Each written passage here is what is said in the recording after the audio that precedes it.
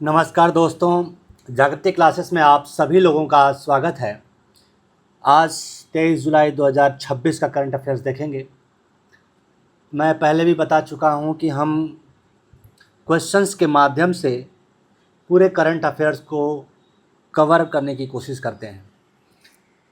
तो चलिए स्टार्ट करते हैं आज का करंट अफेयर्स। आज के करंट अफेयर्स में महत्वपूर्ण तथ्यों को ही शामिल किया गया है और जो करंट अफेयर्स है उसमें ख़ास बात यह है कि इसमें करंट के साथ साथ जो पारिभाषिक शब्दावलियाँ हैं या कुछ जो बैकग्राउंड है उनके बारे में भी हम डिस्कस करते हुए चलते हैं। तो ये बहुत ही महत्वपूर्ण करंट अफेयर्स है जिससे आपके साथ साथ हिस्ट्री, करंट के साथ साथ हिस्ट्री के कुछ पार्ट्स, ज्योग्राफी धीरे धीरे तैयार होते चलेंगे। तो चलिए स्टार्ट करते हैं आज का करंट अफेयर्स। इकोजेन के संबंध में निम्नलिखित में से कौन सा कथन सही है? बेसिकली इकोजेन है क्या? Ecogen centre of excellence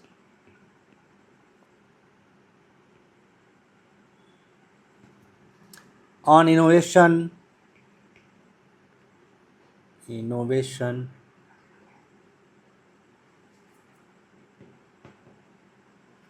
and integrated ecosystem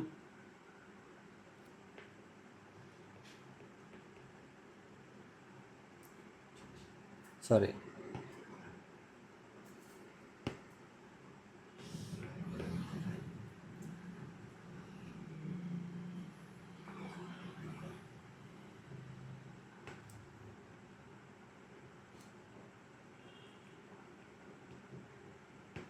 ecosystem for green hydrogen.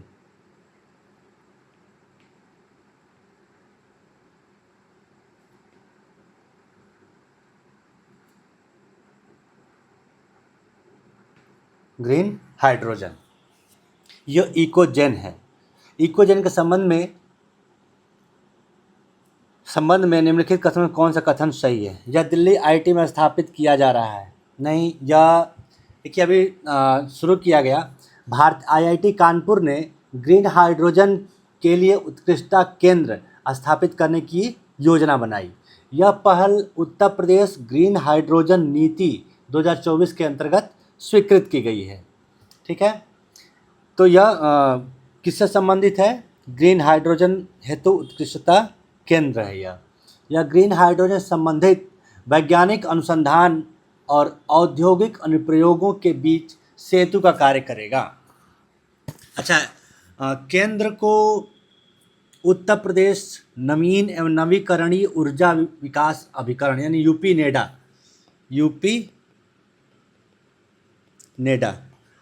NEDA तथा राज्य सरकार की मंजूरी प्राप्त है। तो यह उत्कृष्टता केंद्र है, आईआईटी कानपुर के सहयोग से डेवलप किया जा रहा है। नेक्स्ट, केंद्रीय ग्राहक पहचान CKYC प्रणाली के अंतर्गत ग्राहक को सत्यापन के बाद क्या प्रदान किया जाता है? तो अभी हाल ही में केंद्रीय ग्राहक पहचान भारत सरकार द्वारा शुरू की गई। किसके द्वारा शुरू की गई? भारत सरकार के द्वारा शुरू की गई एक केंद्रीकृत नो योर कस्टमर प्रणाली है जिसका उद्देश्य सभी वित्तीय संसाधनों में ग्राहक पहचान सत्यापन प्रक्रिया को सरल और एकरूप बनाना है। जब सत्यापन हो जाएगा तो ग्राहक को 14 अंकीय एक नंबर प्रदान किया जाएगा, यानी 14 अंक का KYC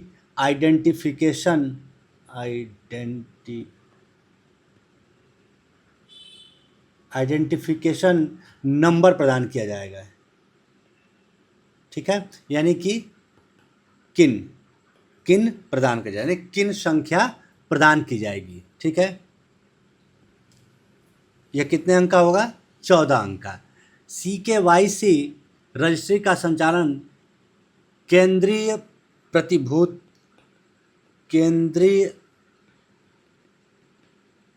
प्रतिभूतिकरण परिसंपत्ति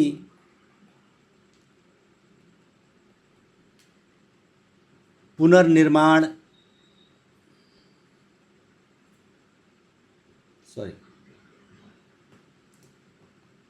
पुनर्निर्माण एवं सुरक्षा रजिस्ट्री यानी कि CERSAI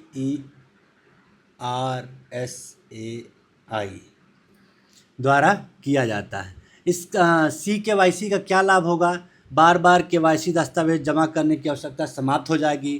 बैंक खाता खोलने और ऋण स्वीकृति की प्रक्रिया तेज होगी। म्यूचुअल फंड और बीमा में निवेश करना आसान होगा। कम कागजी कार्रवाई, ग्राहक डेटा की सटीक एवं सुरक्षा में वृद्धि होगी और भी बहुत से फ़ायदे हैं इसके। तो यह 14 अंकीय होगा, भारत सरकार द्वारा शुरू किया गया एक पहल है। नेक्स्ट चलते हैं। जुलाई 2026 में यूनाइटेड किंगडम के पहले कृत्रिम बुद्धिमत्ता मंत्री यानी आर्टिफिशियल इंटेलिजेंस मंत्री के रूप में किसने पदभार ग्रहण किया है? अभी भारतीय मूल के एक वैज्ञानिक हैं, उन्होंने जुलाई में AI मंत्री के रूप में यूनाइटेड किंगडम में शपथ लिया और पदभार ग्रहण करके शपथ लिया। उनका नाम है कनिष्क नारायण। अच्छा, एक चीज़ और कि कृत्रिम बुद्धिमत्ता है क्या, यानी AI है क्या? AI एक ऐसी तकनीक है जो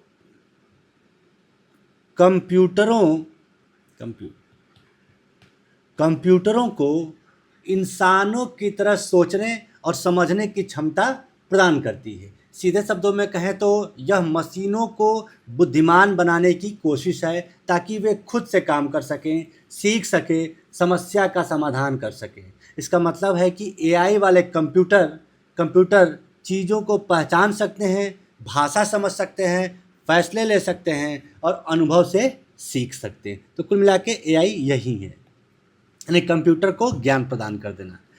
तो कनिष्क नारायण कौन है? कनिष्क नारायण जो है भारतीय मूल के ब्रिटिश राजनेता हैं जिनका जन्म बिहार में हुआ था, मुजफ्फरपुर में। कहाँ? मुजफ्फरपुर, बिहार में इनका जन्म हुआ था। 12 वर्ष की आयु में वेल्स चले गए और वहीं वेल्स से ये फिर बाद में सांसद चुने गए और अभी ये AI मंत्री यूनाइटेड किंगडम में। राष्ट्रीय ध्वज के बारे में, 22 जुलाई को राष्ट्रीय ध्वज दिवस जो है प्रतिवर्ष मनाया जाता है। कब? 22 जुलाई को। क्यों? क्योंकि इसी दिन 22 जुलाई को संविधान सभा द्वारा, मतलब 22 जुलाई 1947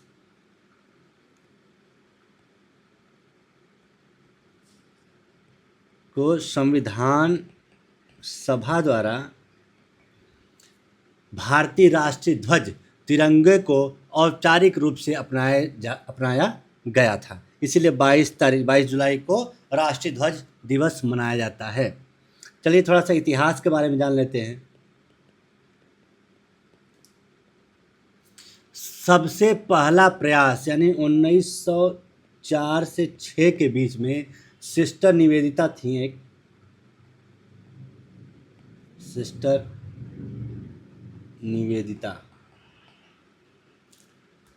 ने ध्वज बनाया था जिसमें लाल और पीला रंग और बीच में वज्र यानी इंद्र का अस्त्र और वंदे मातरम लिखा था। 1906 में कलकत्ता, जो अब कोलकाता है, में ध्वज फहराया गया जिसे लोटस फ्लैग भी कहा जाता है। लोटस फ्लैग कहा जाता है। इसमें हरा, पीला और लाल रंग थे और इसमें वंदे मातरम था और 8 वंदे मातरम लिखा था और हरे भाग पर 8 कमल और लाल भाग पर सूर्यचंद्र बने थे। आपको याद होगा कि 1907 में मैडम बीकाजी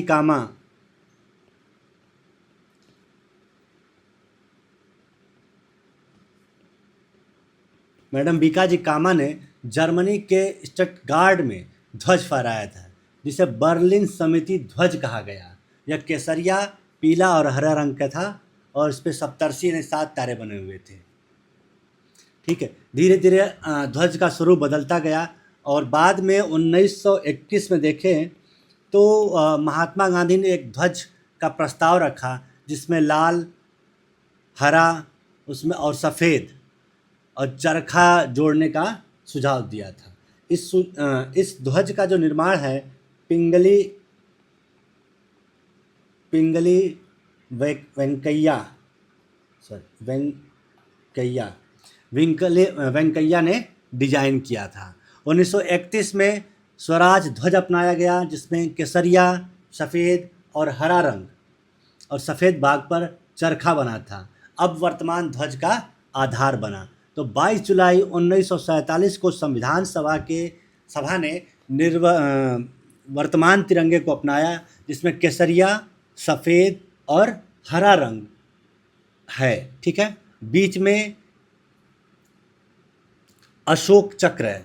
जैसे हमारा जो ध्वज है ये केसरिया,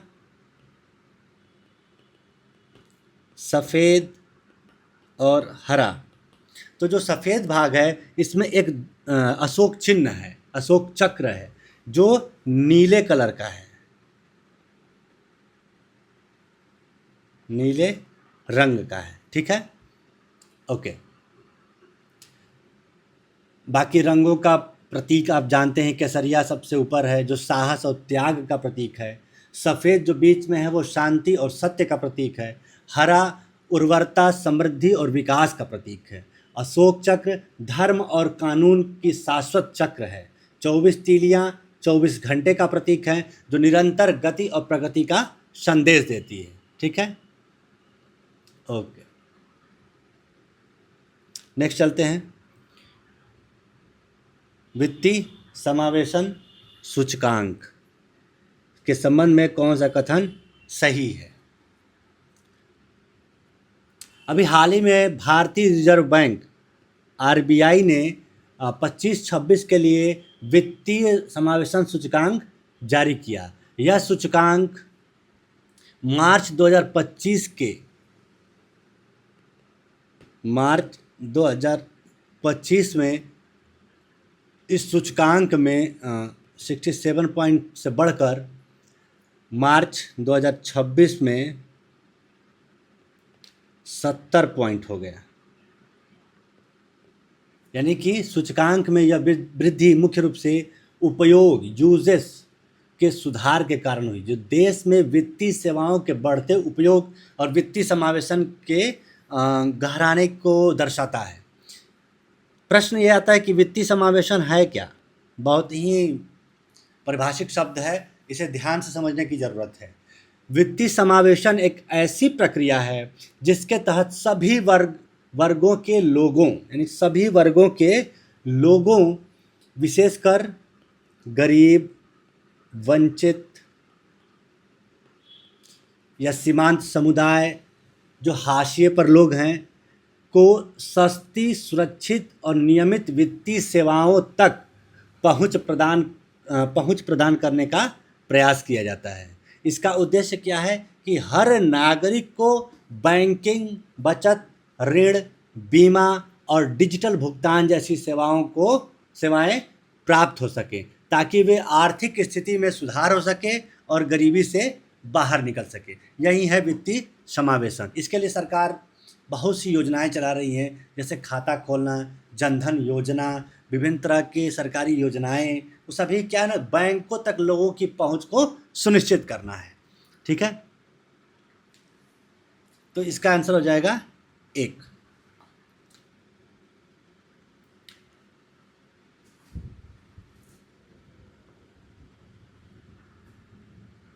नेक्स्ट चलते हैं।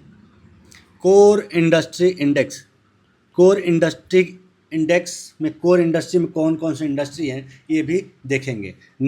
तो कोर इंडस्ट्री इंडेक्स की नई श्रृंखला में कौन सा आधार वर्ष निर्धारित किया गया है? ठीक है, ये देखना बहुत ज़रूरी है।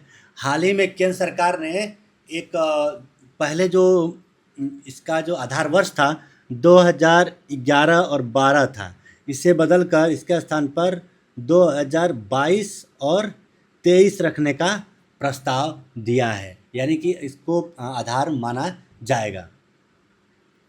तो कोर ये जो सूचकांक है CIC भारत के प्रमुख आधारभूत क्षेत्रों के उत्पादन प्रदर्शन को मापने वाला यह मासिक सूचकांक है। कैसा है? मासिक सूचकांक है। और यह इसका संकलन और प्रकाशन वाणिज्य एवं उद्योग मंत्रालय के अंतर्गत DPIIT उद्योग एवं आंतरिक व्यापार संवर्धन विभाग के आर्थिक सलाहकार कार्यालय द्वारा जारी किया जाता है। मोटे तौर पर देखें तो वाणिज्य एवं उद्योग मंत्रालय के द्वारा यह जारी किया जाता है। और स्पेसिफिक देखें तो DPIIT के आर्थिक सलाह कार्यालय के द्वारा जारी किया जाता है। नई श्रृंखला में आधार वर्ष बदला गया। कोर क्षेत्रों की संख्या पहले 8 थी, अब बढ़कर के 9 हो गई हैं। ठीक है, तो इसमें पहली बार लौह अयस्क को शामिल किया गया। ठीक है, तो ज़रा कोर देख लेते हैं कि कोर इंडस्ट्री में कौन कौन से उद्योग हैं। इसमें कोयला, कच्चा तेल, प्राकृतिक गैस,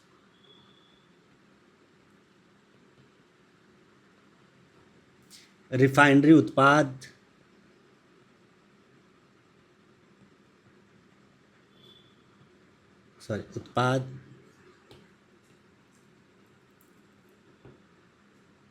इसके बाद उर्वरक, इसके बाद इस्पात, इसके बाद सीमेंट,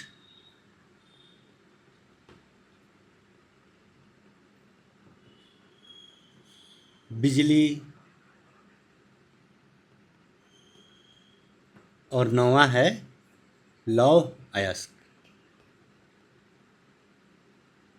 ये बहुत ही इंपॉर्टेंट है, लौह अयस्क को इसमें ऐड किया गया। टोटल 8 से बढ़कर संख्या 9 हो गई है। ठीक है, इसमें जो सबसे अधिक भार है देखा जाए तो बिजली की है, जो इसका भार बढ़ा करके बिजली का भार जो है उसको परसेंटेज के रूप में देखा जाए तो सबसे अधिक है, 30.93% इसको दिया गया है भाग। फिर रिफाइनरी उत्पाद, फिर कोयला का स्थान आता है। ठीक है, नेक्स्ट चलते हैं। मुख्यमंत्री स्वास्थ्य बस्तर अभियान किस राज्य की पहल है? बस्तर है तो सिंपल सी बात है कि छत्तीसगढ़ का अभियान होगा। इसमें खास बात क्या है कि छत्तीसगढ़ के सरकार की यह पहल है जो बस्तर क्षेत्र में, विशेषकर सुकमा जो नक्सल प्रभावित क्षेत्र था, इस जिले में मातृ एवं शिशु स्वास्थ्य सेवाओं में उल्लेखनीय सुधार किया गया, यानी इसके माध्यम से वहाँ पर सुधार हुआ है। ठीक है, इसी के बारे में, अभियान के बारे में, इस अभियान का जो शुरुआत है वो 14 अप्रैल 2026 को मुख्यमंत्री विष्णुदेव साय द्वारा सुकमा में किया गया था। इसका उद्देश्य क्या था कि दूरस्थ और जनजातीय क्षेत्रों में स्वास्थ्य सुविधाएं उपलब्ध कराना, जहां चिकित्सा और संरचना सीमित हो, वहां पर पहुंच, लोगों की पहुंच कम हो। तो यहाँ पर इस अभियान के कारण बस्तर में, सुकमा जिले में संस्थागत प्रसव काफ़ी बढ़ गई, लगभग 98.6% हो गई है। ठीक है, MMR और IMR में कमी दर्ज की गई है। ठीक है, नेक्स्ट, स्माइल योजना के अंतर्गत मुख्य रूप से किस वर्ग के लोगों को पुनर्वास पर बल दिया जाता है? तो स्माइल योजना का स्माइल का क्या फुल फॉर्म है?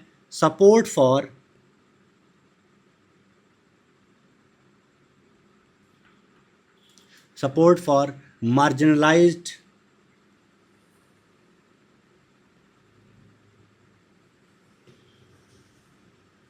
इंडिविजुअल्स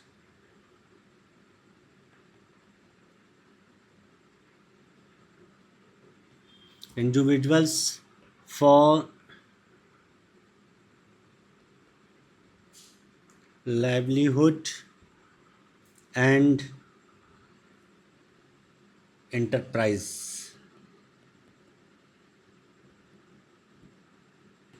यह स्माइल का फुल फॉर्म है। यह सामाजिक अधिकारिता मंत्रालय किस मंत्रालय के अंतर्गत है?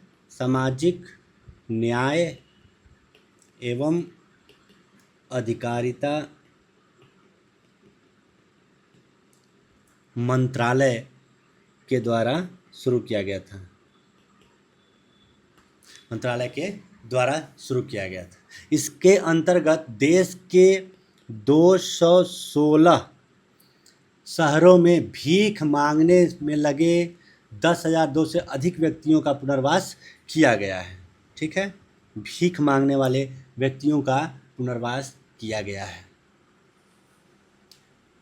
इस योजना के मुख्यतः 2 घटक हैं, जिसमें एक में ट्रांसजेंडर के लिए ट्रांसजेंडर और दूसरा भीख मांगने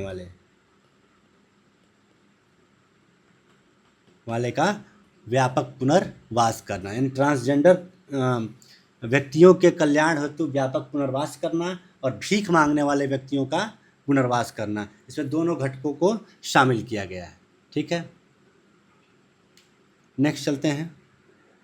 भारत का पहला एआई आधारित पक्षी अभ्यारण्य कहाँ स्थापित किया गया? यानी आर्टिफिशियल इंटेलिजेंस आधारित पक्षी अभ्यारण्य है। तो यह ठाणे क्रिक फ्लेमिंगो अभ्यारण्य में किया गया। महाराष्ट्र सरकार ने ठाणे क्रिक फ्लेमिंगो अभ्यारण्य में भारत का पहला एआई आधारित पक्षी अभ्यारण्य स्थापित करने की मंजूरी प्रदान की है। यह अभ्यारण्य कहाँ है? महाराष्ट्र के मुंबई और नवी मुंबई के बीच स्थित है। कहाँ है? मुंबई और नवी मुंबई के बीच स्थित है। इसकी स्थापना 2015-16 में इसको अभ्यारण्य घोषित किया गया था। यह भारत का पहला फ्लेमिंगो अभ्यारण्य है। ठीक है, बेसिकली इसमें जो इस परियोजना के अंतर्गत एक एआई संचालित पक्षी पहचान एवं ट्रैकिंग केंद्र स्थापित किया जाएगा। यानी पूरे क्षेत्र में एआई सक्षम कैमरे लगाए जाएंगे। पक्षियों के विभिन्न प्रजातियों की स्वचालित पहचान की जाएगी और रियल टाइम में उनकी निगरानी की जा सकती है। शोध एवं संरक्षण के लिए डेटा का संग्रह किया जा सकता है। लगभग 1.5 किलोमीटर क्षेत्र में एआई आधारित निगरानी प्रणाली काम करेगी। नेक्स्ट चलते हैं। संथाली लघु फिल्म अंगेन के संबंध में निम्नलिखित में से कौन सा कथन सही है? यह राष्ट्रीय फिल्म पुरस्कार प्राप्त करने वाली पहली संथाली फिल्म है। देखिए, अभी हाल ही में संथाली जो है झारखंड और आसपास के क्षेत्रों में बोली जाती है संथाल के लोगों के द्वारा। तो यह इनकी संथाली लघु फिल्म अंगेन को 72वें राष्ट्रीय फिल्म पुरस्कार में नॉन फीचर श्रेणी में सर्वश्रेष्ठ डेब्यू डायरेक्टर फिल्म का पुरस्कार प्रदान किया गया। यह राष्ट्रीय फिल्म पुरस्कार प्राप्त करने वाली पहली संथाली फिल्म हो गई है। इसका निर्देशन किसने किया था?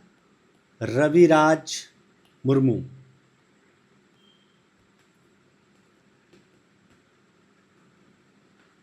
रविराज मुर्मू ने इसका निर्देशन किया था और ये बहुत छोटी सी फिल्म है, लगभग 12.10 मिनट का, यानी 12 मिनट 10 सेकेंड का यह फिल्म है, लघु फिल्म है, जो झारखंड की एक रहस्यमय लोक कथा पर आधारित है।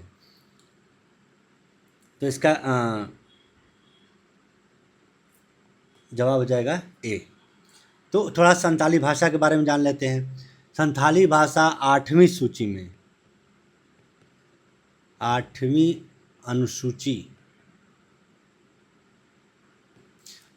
अनुसूची में शामिल एक भाषा, यानी 8वीं अनुसूची में 22 भाषाएं शामिल हैं, जिसमें से एक संथाली है।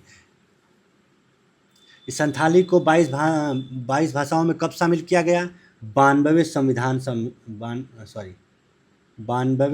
संविधान संशोधन के माध्यम से 8वीं अनुसूची में 4 भाषाएं एक साथ जोड़ी गई। उसमें एक थी बोडो, डोगरी, मैथिली